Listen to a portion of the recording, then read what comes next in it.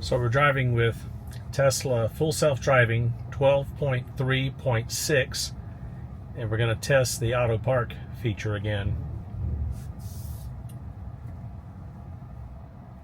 This particular parking lot has no parallel spots. If you recall from the previous video, the Tesla did a great job on back-end parking with perpendicular parking spaces such as exist in this lot, but did a poor job of parallel parking, only successful about 25% of the time.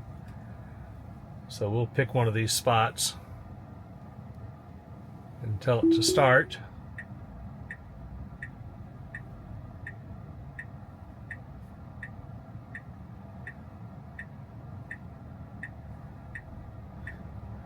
As you drive through, if the speed is slow enough, it'll identify pretty much every available space. And you touch the one you want and hit the start button, and there it goes.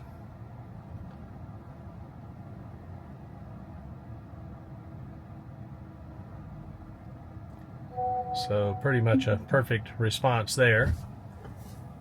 So we'll pull out and pick another one.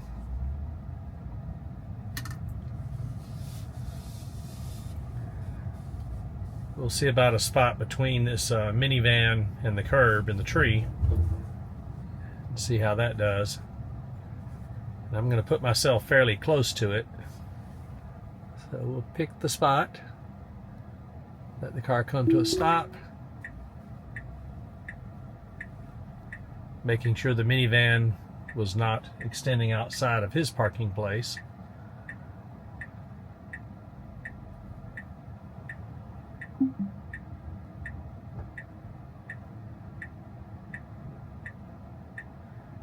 Pretty close to that curb. It's got the little yellow showing up, but not bad.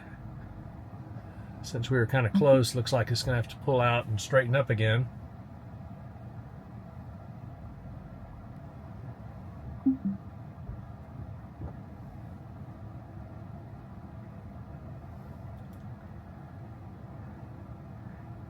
And there it goes. Mostly centered in the spot. Not perfect, but more than good enough. So it still does a pretty good job on the back end parking with perpendicular spaces. So let's go find some parallel parking to test. So we're in a residential area now in Celebration, Florida, where people have parked parallel, though there's really no striping here. So let's see. So it does identify a spot, so let's see what happens.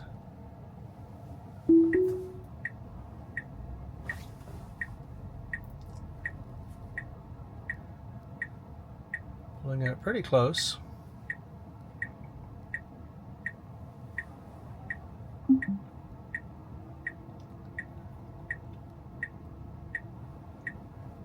So there's no front or back stripe or even a side stripe, but we do have the curb and of course the other car.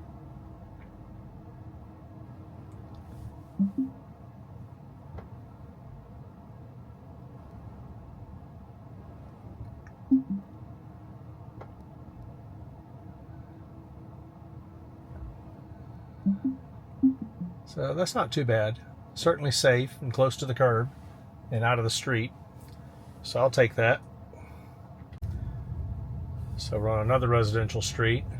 A few more cars, including another Tesla Model Y.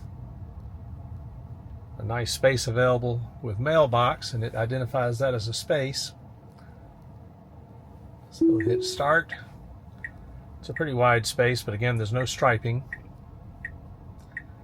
The mailboxes are pretty close to the car as they extend a little bit into the street, so let's see what happens with that.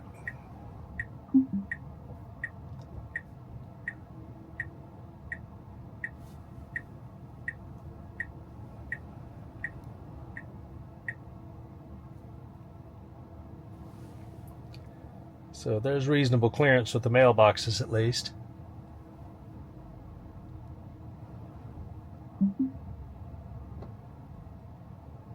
And it pulls us up parallel to the curb, as you can see right here. So again, not bad. Spacing, I'll accept that. Not that this was very challenging because there's so much space front and back. If these were striped spots, the spots would typically be a little closer together.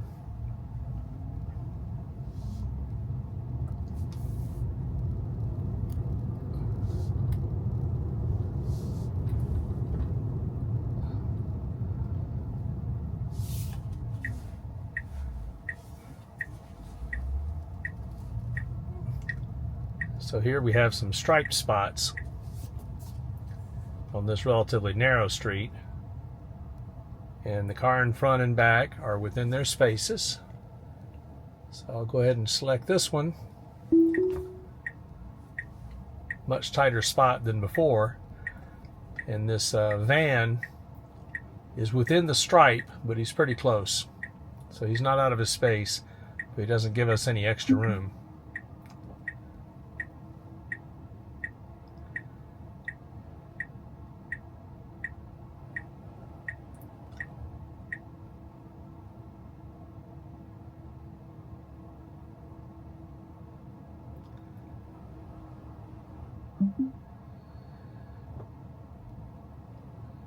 It pulls us up nice close to the curb and out of the street at least. So that's 3 for 3 now, and this is the first one with striping and a fairly narrow spot. Narrow enough it takes a fairly extreme turn to get out of the space.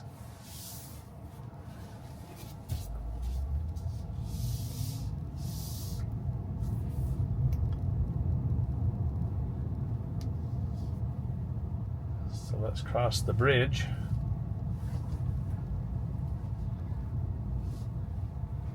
And we'll try over in the town center area of Celebration to see how that looks.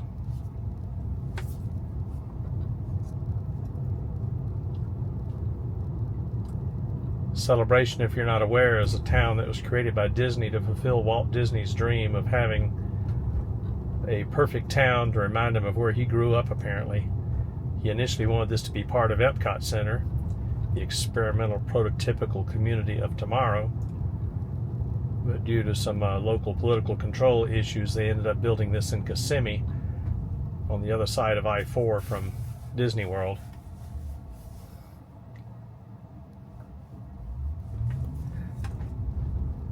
It's no longer controlled by Disney, but certainly there's a lot of Disney influence where people can live where they work. For example, there are lots of businesses and restaurants here, but upstairs are condominiums. And as you can see, there are lots of people out walking around in the neighborhood enjoying the afternoon, which is very typical.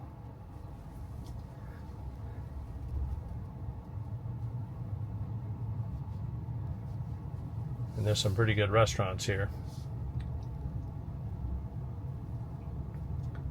So we'll see if we can find a spot available. Looks like these spots are all taken.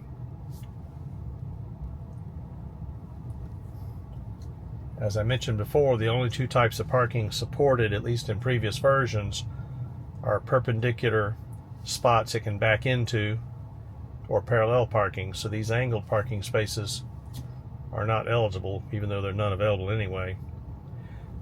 But even if they are available, they're typically ignored by the Autopark software, as there's no option to back in and front-end parking is not supported.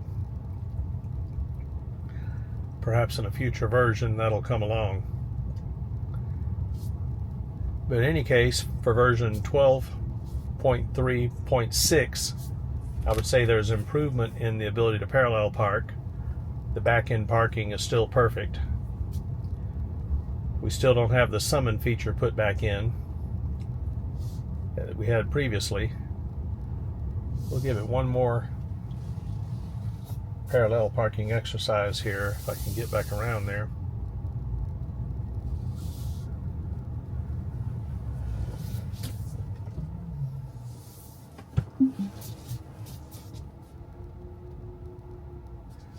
Only because the striping is a little bit different on this street than on the previous street.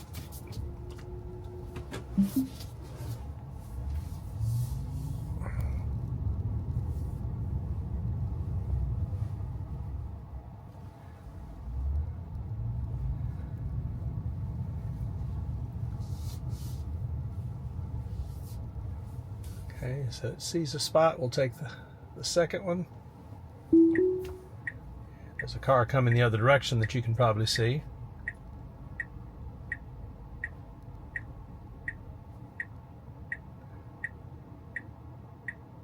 Ah, look, it's a Tesla Model 3.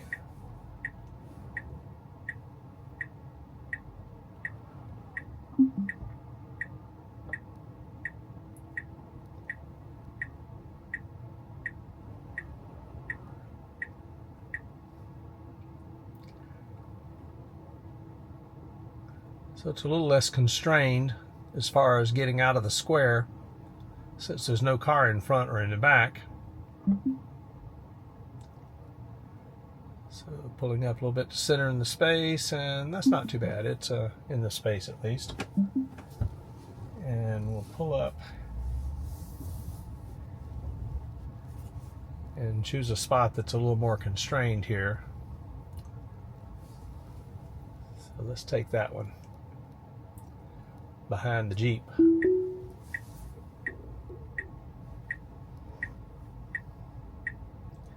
Nobody behind us.